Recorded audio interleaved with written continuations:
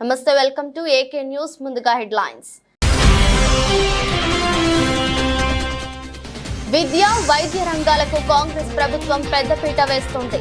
బడిబాట కార్యక్రమంలో భాగంగా రాయకోట్లో విద్యార్థులకు బుక్స్, యూనిఫామ్ అందజేసిన మంత్రి దామోదర్ రాజనరసింహ.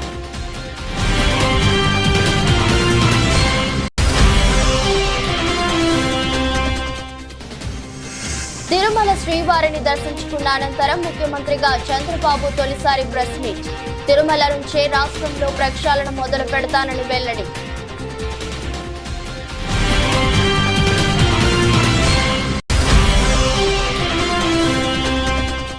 నీళ్లు, విద్యుత్ విషయంలో కాంగ్రెస్ పూర్తిగా విఫలమైందన్న బీఆర్ఎస్ నేత జగదీష్ రెడ్డి. మీడియాకు లీకులిచ్చి చెత్త, రోత రాతలు రాయిస్తున్నారని ఆగ్రహం.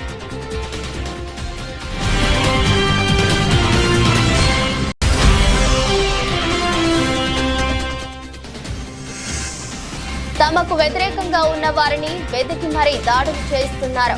టీడీపీపై వైసీపీ రాజ్యసభ సభ్యుడు Vijayasai Reddy fire.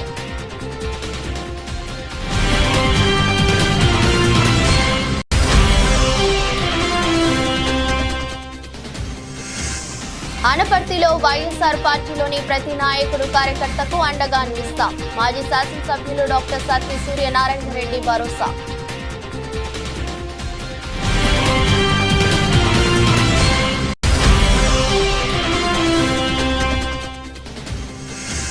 అమెరికాపై Bharat victory. Super 8లో అడుగుపెట్టిన టీమిండియా 7 వికెట్ల తేడాతో భారత్ గెలుపు.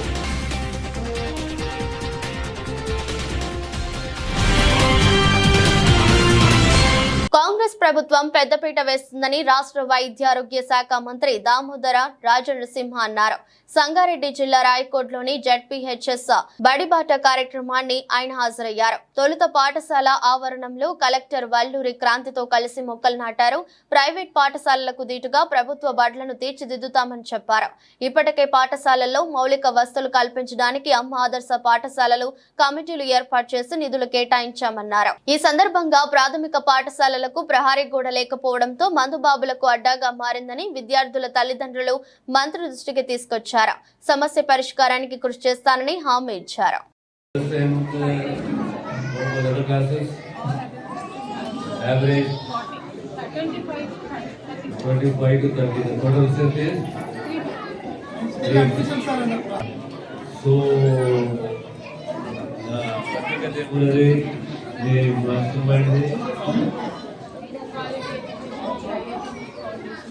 Quality education with IIT NEET Foundation. All parents are teachers. Yes, sir. All are parents. Amma me andari namaskaram. For the parent, the child is the weakness, child is the strength. Every parent, all parents, even I am a parent, yeah. Every parent, the child is the weakness, child is the strength, child is the dream. ఇవి చదువుకోవాలి, ఆడుకోవాలి. చదువు ఆటనే కాదు, ఆట ఉండాలి, పాట ఉండాలి, చదువు ఉండాలి, దాంతో సహా సంస్కారం ఉండాలి. పెద్దలకి రకంగా గౌరవించాలి. చదువు ఎంత ముఖ్యమో సంస్కారం ముఖ్యము. మన బిహేవియర్, మన మాట, మన బాడీ లాంగ్వేజ్, మన పద్ధతి. చదువు అందరం అనుకుంటాం చదివితే చాలా గొప్ప వాళ్ళం అవుతాం. చదువు వల్ల కేవలం చదువు వల్ల గొప్ప వాళ్ళం కాదు, దాంతో సంస్కారం ఉండాలి, కల్చర్ ఉండాలి, బిహేవియర్ ఉండాలి, లాంగ్వేజ్ ఉండాలి, చక్కటి లాంగ్వేజ్ ఉండాలి, ప్రజెంటేషన్ చక్కగా ఉండాలి, చక్కటి బాడీ లాంగ్వేజ్ ఉండాలి. ఇవన్నీ కలుపుకుంటేనే సంస్కారవంతులం అవుతాము, దాంతో సహా విద్యావంతులం అవుతాము. విద్యావంతులం, సంస్కారవంతులం అవుతే జీవితంలో విజయవంతులం అవుతాము. అర్థమైందా? తిరుమల వెంకన్న తమ కుల దైవమైన ఆంధ్రప్రదేశ్ ముఖ్యమంత్రి చంద్రబాబు పేర్కొన్నారు. ఏ పని మొదలుపెట్టినా ముందు శ్రీవారిని స్మరించుకున్నాకే ముందుకు వెళతానని చెప్పుకొచ్చారు.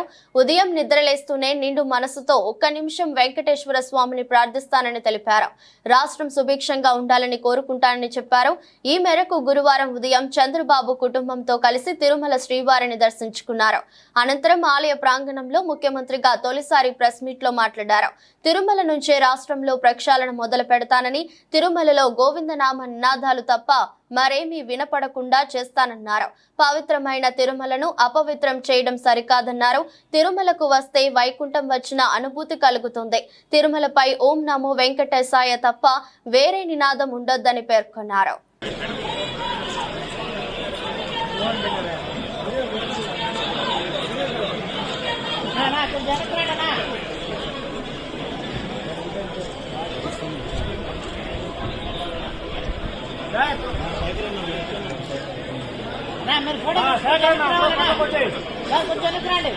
పరిపాలన తిరుమల తిరుపతి దేవస్థానంతోనే ప్రారంభం కావాలి. ప్రక్షాళన ప్రసాద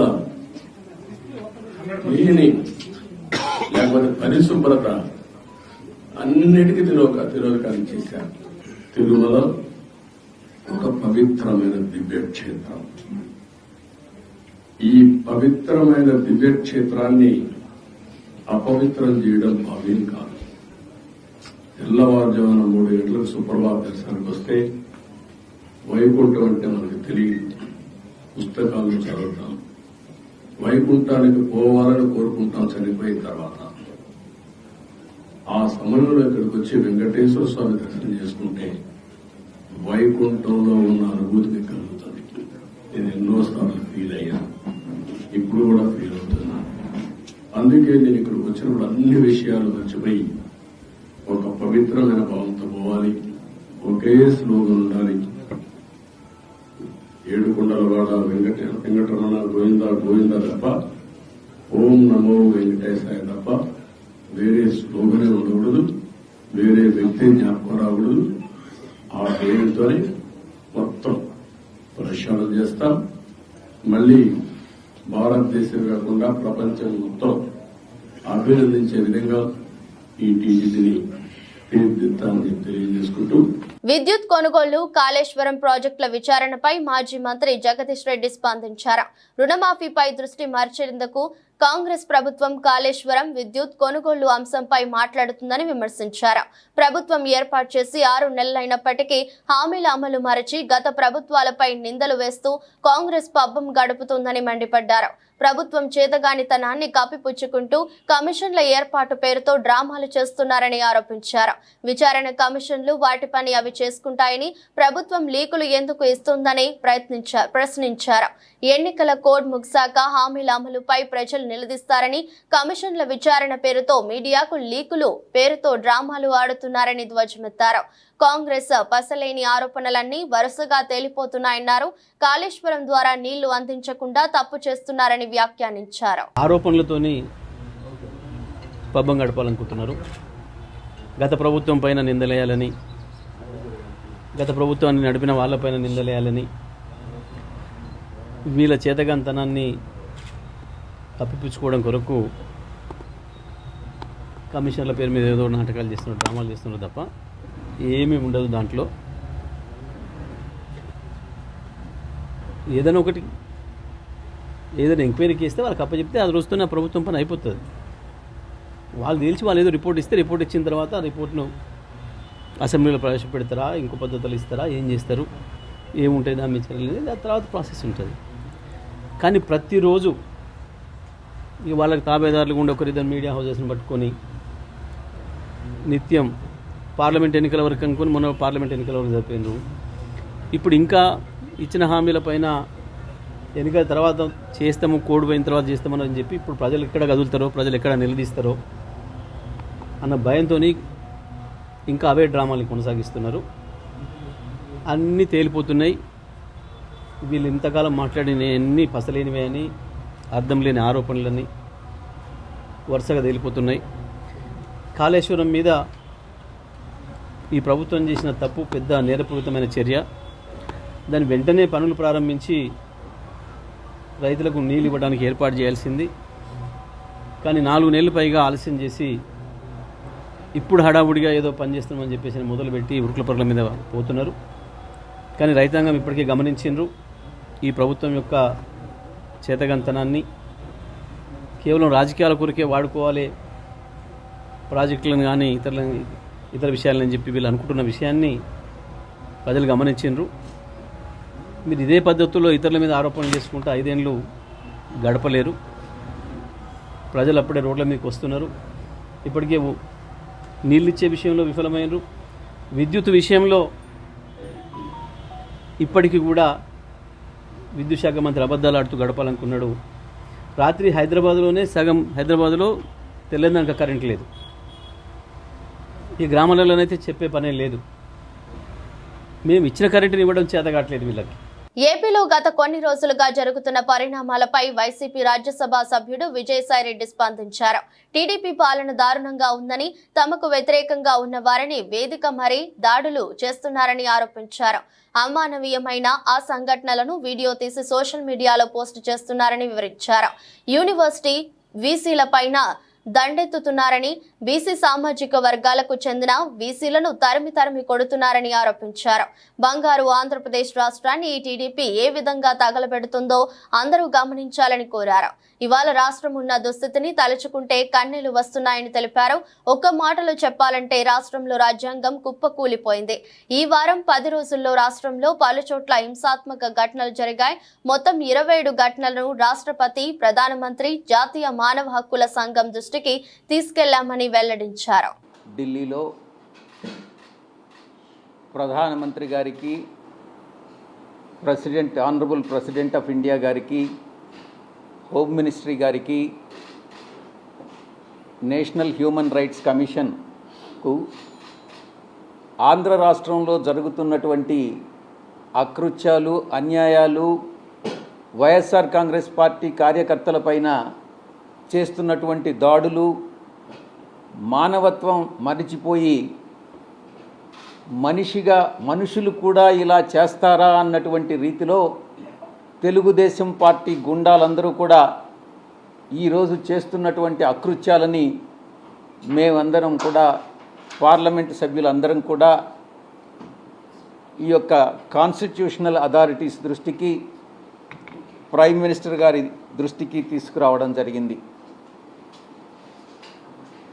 ఆంధ్ర రాష్ట్రంలో ప్రజాస్వామ్యం అన్నటువంటిది ప్రమాదంలో పడింది అన్నటువంటి విషయం ఈరోజు ప్రజలందరూ కూడా గుర్తిస్తూ ఉన్నారు.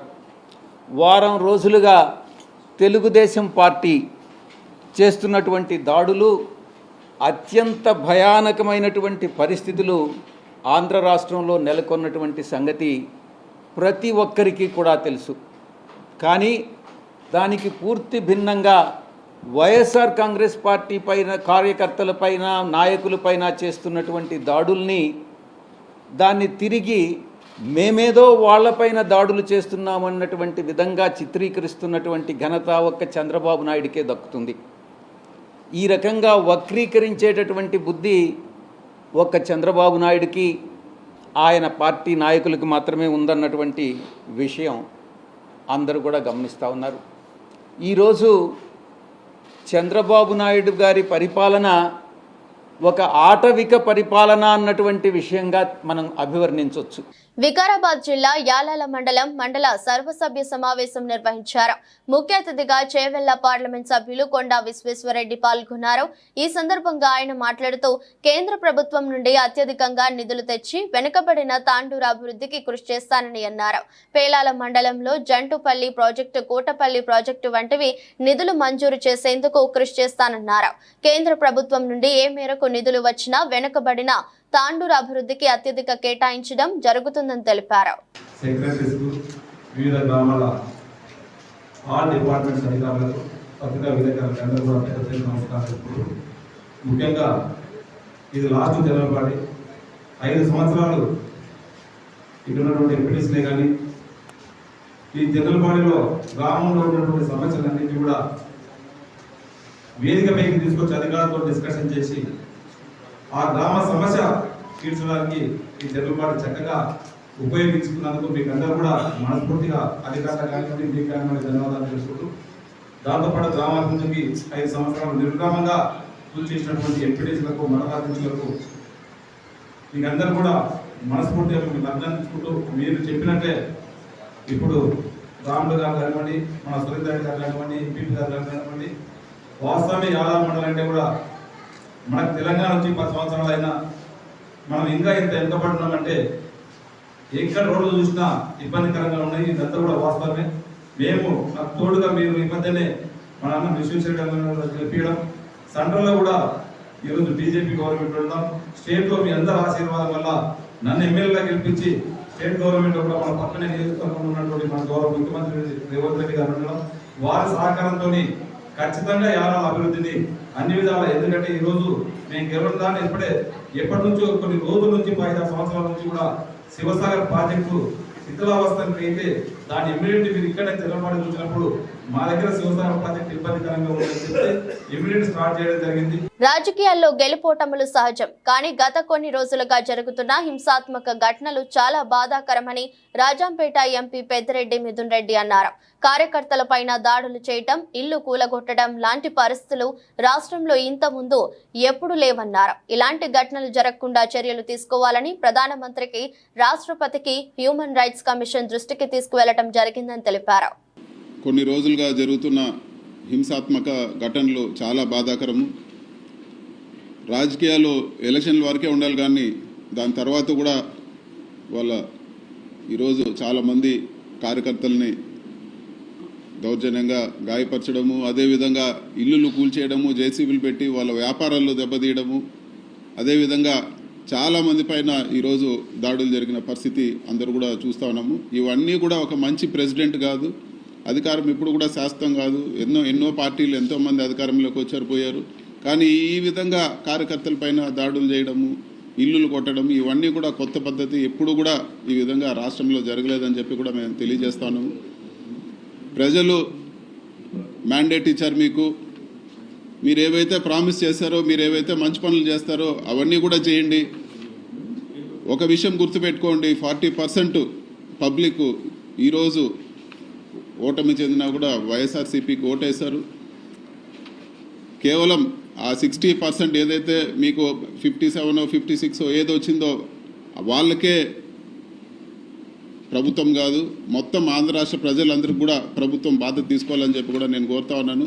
ఇలాంటి ఘటనల అన్నింటి కూడా ఇమ్మీడియట్గా లా అండ్ ఆర్డర్ అన్నీ కూడా చక్కదిద్ది ఇలాంటి ఘటనలు జరగకుండా తగిన చర్యలు తీసుకోవాలని చెప్పి కూడా మేము కోరుతాను. అదేవిధంగా ఈరోజు పార్లమెంటరీ పార్టీ మీటింగ్ పెట్టుకొని ఇవన్నీ కూడా అందరికీ, పెద్దలందరికీ కూడా, ప్రెసిడెంట్ గారికి, ప్రధానమంత్రి గారికి, హ్యూమన్ రైట్స్కి, వాళ్ళందరూ కూడా ఈ ఇష్యూస్ ఏవైతే ఈ ఘటనలు జరిగినాయో ఇవన్నీ కూడా వాళ్ళ దృష్టికి తీసుకుపోతామని చెప్పి కూడా నేను తెలియజేస్తాను.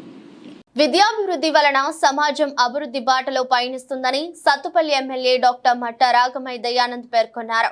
సత్తుపల్లి పట్టణంలో గురువారం ప్రొఫెసర్ జయశంకర్ బడిబాట కార్యక్రమం నిర్వహించారు. ఈ సందర్భంగా విద్యార్థులకు పుస్తకాలు, యూనిఫామ్ అందజేశారు. విద్య వలన ప్రతి రంగంలో పెను మార్పులు వస్తాయని తెలిపారు. రాష్ట్రంలో కాంగ్రెస్ ప్రభుత్వం విద్యకు అధిక ప్రాధాన్యత ఇస్తుందని తెలిపారు. గతంలో విద్యా సంవత్సరం మధ్యలో పుస్తకాలు, యూనిఫామ్ ఇచ్చేవారని గుర్తు చేశారు. ప్రస్తుతం రాష్ట్రంలో ఉన్న కాంగ్రెస్ ప్రభుత్వం, ముఖ్యమంత్రి రేవంత్ రెడ్డి విద్యార్థుల బంగారు భవిష్యత్తు కోసం పాఠశాలలు పునఃప్రారంభం రోజునే వారికి కావాల్సిన పుస్తకాలతో పాటు పాఠశాలల్లో మౌలిక సదుపాయాల కల్పనకు అత్యధిక ప్రాధాన్యత ఇస్తుందని తెలిపారు.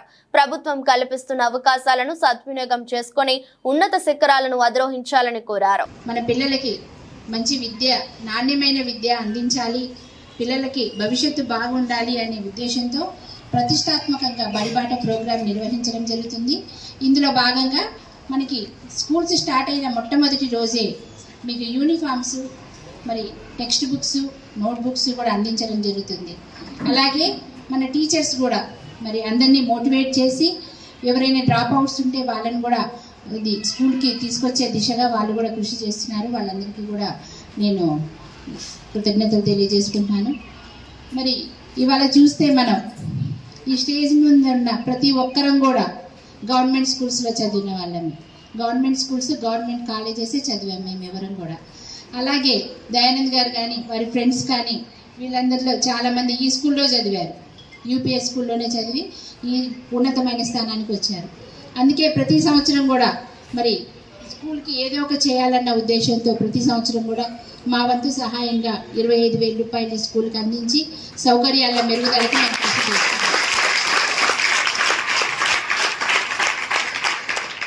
ఎందుకంటే దయానంద్ గారు చిన్నప్పుడు ఏమీ ఉండేవి కాదు, ఇట్లా బిల్డింగ్స్ అట్లా ఏమి ఉండేవి కాదు, అక్కడక్కడ రూమ్స్ ఉండేవి. వాళ్ళు ఎవరి గోనె సంచి వాళ్ళు తెచ్చుకొని ఆ మట్టిలో వేసుకొని కూర్చునేవాళ్ళు. అలాంటి పరిస్థితి నుంచి ఇప్పుడు స్కూల్ ఇంత మంచిగా డెవలప్ అయిందంటే మరి గవర్నమెంట్ ఎంత దృష్టి పెట్టిందనేది మీ అందరూ ఆలోచించుకోవచ్చు. అలాగే ఇంతకుముందు మేము కిలోమీటర్లు నడిచి వెళ్ళేవాళ్ళం, ఎంతో దూరం ఉండేవి మా స్కూల్స్. కానీ మరి ఇప్పుడు మనకి అన్ని ఊళ్ళల్లో మీకు దగ్గరలోనే స్కూల్స్ ఏర్పాటు చేయడం జరిగింది, అవునా కాదా? ఎక్కువ దూరం నడిచే పని లేదు, మరి క్యారియర్లు కట్టుకొని వెళ్ళే పని లేదు. మనకి గవర్నమెంట్ మధ్యాహ్నం భోజనం పెడుతున్నారు కదా, మరి మనం ఏం చేయాలి చెప్పండి? ఏం చేయాలి? బాగా చదువుకోవాలి. ఎందుకంటే ప్రైవేట్ స్కూల్స్తో పోలిస్తే మన గవర్నమెంట్ స్కూల్స్లోనే వసతులు ఎక్కువ ఉంటాయి, విశాలమైన ఆవరణలు ఉంటాయి, మంచి ట్రైనింగ్ పొందిన టీచర్స్ ఉంటారు.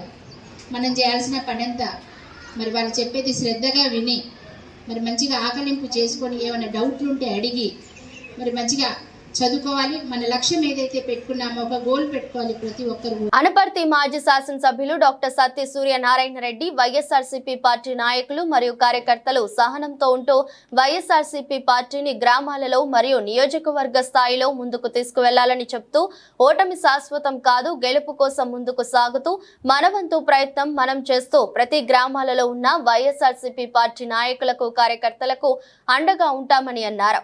అనపర్తిలోని పార్టీ కార్యాలయంలో జరిగిన అనపర్తి మండల స్థాయి వైఎస్ఆర్సీపీ నాయకుల కార్యకర్తల సమావేశంలో మాట్లాడుతూ మరియు ప్రతి గ్రామాలలో వైఎస్ఆర్సీపీ కార్యకర్తలు నాయకులు ఒకరికొకరు కలిసిమెలిసి వచ్చే ఆపదలను ఎదుర్కోవాలని పేర్కొన్నారు. అదేవిధంగా అధికార పార్టీ వాళ్ళు ఇటువంటి కార్యాచరణలు చేపట్టిన వాటిని అధిగమిస్తూ న్యాయ వ్యవస్థ ద్వారా తగిన పరిష్కారం చేకూరుస్తామని హామీ ఇచ్చారు. జగన్మోహన్ రెడ్డి పట్ల పేద ప్రజలందరూ కూడా చాలా ఆదరణ చూపిస్తున్నారు. తప్పనిసరిగా మనం మంచి మెజార్టీతోనే గెలుస్తామని అందరూ కూడా భావించాం. అదేవిధంగా గడపడబో తిన్నప్పుడు కానీ ఎలక్షన్ క్యాన్వాసింగ్లో కానీ ఎక్కడా వ్యతిరేకత లేదు. అలా కూడా అక్కడెక్కడ ఎవరైనా పథకాలు రాని వాళ్ళు అడిగారు, కానీ ఎప్పుడూ కూడా ప్రభుత్వం పైన వ్యతిరేక ఈ రకంగా వ్యక్తం చేసిన అపోజిషన్ ఓట్లు వేస్తారని మాత్రం కల్లో కూడా అనుకోలేదు. నేనే కదా, మీరు కూడా ఎవరు కూడా భావించలేదు. అయినా ప్రజలు ఏ నిర్ణయం తీసుకున్నా దానికి మనం అందరం కూడా కట్టుబడి ఉండాలి. ఎందుకంటే ఇది ఒక నియోజకవర్గం కానీ ఒక గ్రామం కానీ కాదు, మొత్తం అంతా ఈ రకంగా నిర్ణయం తీసుకున్నారు ప్రజలంటే వాళ్ళ నిర్ణయాన్ని మనం శిరస వహిస్తూ ఎక్కడ ఏ రకంగా దెబ్బతిన్నామో దాన్ని మనం రెక్టిఫై చేసుకుని భాగంలోనే మనం ఉండాలని మాత్రం ఈ సందర్భంగా తెలియజేస్తూ, ముఖ్యంగా మరి ఏదైనా సరే పార్టీలు గెలవడం ఓడడం సహజం. మరి మనం గెలిచినప్పుడు ఉంది, మరి తెలుగుదేశం కానీ దానికి ఎవరైతే మిత్రపక్షాలు ఉన్నారో బీజేపీ కానీ జనసేన కానీ వాళ్ళ మీద ఎవరి మీద కూడా మనం దాడులు చేయలేదు, ఈ రకంగా ఎప్పుడు కూడా హింసించలేదు. చూస్తున్నాం, వీడియోలు కూడా పెట్టేస్తున్నారు. నిజంగా దెబ్బతిన్న యువకులను చూస్తే చాలా బాధ అనిపిస్తుంది. ఎందుకంటే రాజకీయం అన్నాక పోలింగ్ బూత్ దగ్గర నుంచి ఎవరైనా దొంగోటు ఏడాది చేస్తే అపోజిషన్ పార్టీ వాళ్ళు మనమన్నా అపోజిషన్లో ఎవరైనా సరే అడుగుంటారు, అది సహజం. అంతేకాకుండా సోషల్ మీడియాలో కూడా పోస్టింగ్లు ప్రతి పార్టీ వాళ్ళు కూడా పెట్టుకుంటారు, రెండు వాళ్ళు వ్యతిరేకంగా. దాన్ని దేన్నో సాగుగా చూసి దాడులు చేయడం ఎంతవరకు న్యాయం అన్నది ఒకసారి ఆలోచించారు. సూర్యాపేట శాసనసభ్యులుగా ముచ్చటగా 3 సార్లు గెలుపొంది హ్యాట్రిక్ ఎమ్మెల్యేగా అఖండ విజయం సాధించడం పట్ల హర్షం వ్యక్తం చేస్తూ మాజీ మంత్రి వర్యులు గుంటకండ్ల జగదీష్ రెడ్డి అభిమానులు సూర్యాపేట నుండి యాదాద్రి వరకు పాదయాత్ర చేపట్టారు. తాము అనుకున్న కళ సాకారం అవ్వడంతో మొక్కులు చెల్లించుకునేందుకు యాదాద్రి శ్రీ లక్ష్మీ నరసింహస్వామి వారి సన్నిధికి గురువారం ఉదయం జిల్లా కేంద్రంలోని శ్రీ షిరిడి సాయిబాబా దేవాలయంలో ప్రత్యేక పూజలు నిర్వహించి కాలినడకన యాదాద్రికి బయలుదేరారు.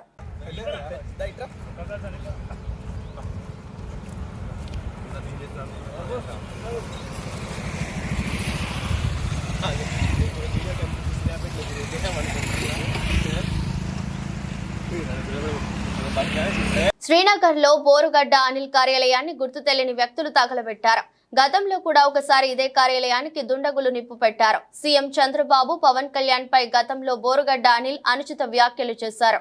అనుచిత వ్యాఖ్యలు చేసిన సమయంలోనే పార్టీ కార్యాలయానికి నిప్పు అంటించారు. మరోసారి అదే కార్యాలయానికి దుండగులు నిప్పు పెట్టారు.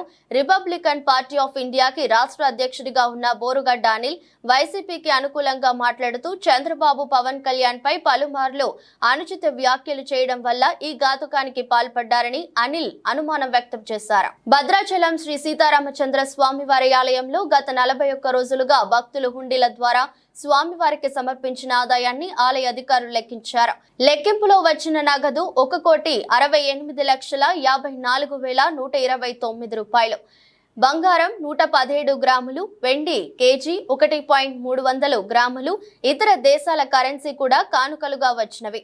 200 మంది మహిళా భక్తులు ఆలయ సిబ్బందితో సీసీ కెమెరాల ఆలయ ఈవో పర్యవేక్షణలో లెక్కింపు జరిగింది. 40 రోజుల ఆదాయం 1,50,00,000 దాటడంతో ఆలయ అధికారులు సిబ్బంది ఆనందం వ్యక్తం చేశారు. T20 వరల్డ్ కప్ 2024లో భారత జైత్ర యాత్ర కొనసాగుతుంది. టీమిండియా వరుసగా 3వ విజయాన్ని తన ఖాతాలో వేసుకుంది. న్యూయార్క్ లోని Nassau county international cricket stadium వేదికగా అమెరికాతో జరిగిన మ్యాచ్ లో 7 వికెట్ల తేడాతో గెలిచింది. తొలుత బ్యాటింగ్ చేసి అమెరికా నిర్దేశించిన 111 పరుగుల లక్ష్యాన్ని భారత్ 18.2 ఓవర్లలో 3 వికెట్లు కోల్పోయి ఛేదించింది. టార్గెట్ చేసింగ్ లో స్టార్ బ్యాటర్ సూర్యకుమార్ యాదవ్ కీలక పాత్ర పోషించారు. 49 బంతుల్లో 50 పరుగులు చేసి భారత్ ను విజయ తీరాలకు చేర్చాడు. శివం దుబేతో జతకట్టి చివరి వరకు క్రీజులోనే ఉన్నాడు. బౌలింగ్ పేసర్ హర్షదీప్ సింగ్ కీలక పాత్ర పోషించాడు.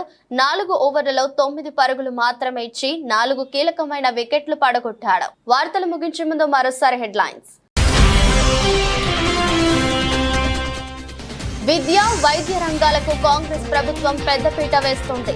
బడిబాట కార్యక్రమంలో భాగంగా రాయకోట్లో విద్యార్థులకు బుక్స్, యూనిఫామ్ అందజేసిన మంత్రి దామోదర్ రాజనరసింహ.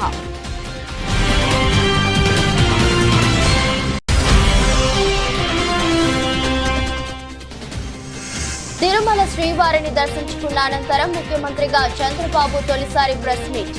తిరుమల నుంచే రాష్ట్రంలో ప్రక్షాళన మొదలు పెడతానని వెల్లడి.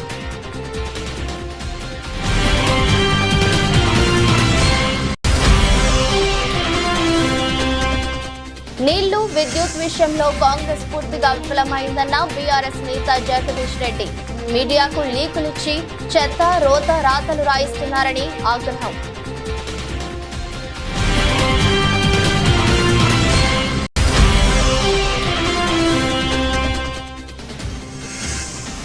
తమకు వ్యతిరేకంగా ఉన్న వారిని వెతికి మరీ దాడులు చేస్తున్నారు.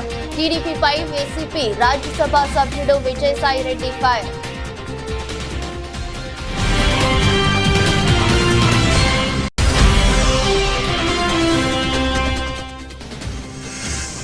అనపర్తిలో వైఎస్ఆర్ పార్టీలోని ప్రతి నాయకుడు, కార్యకర్తకు అండగా నిలుస్తాం. మాజీ శాసనసభ్యులు డాక్టర్ సత్తి సూర్యనారాయణ రెడ్డి భరోసా.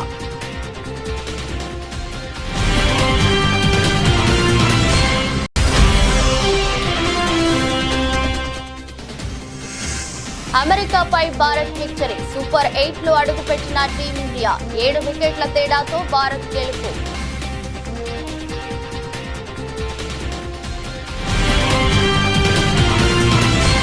ఇది రోజు బులెటిన్. మరో బులెటిన్లో మళ్ళీ కలుద్దాం. అంతవరకు సెలవు. నమస్కారం.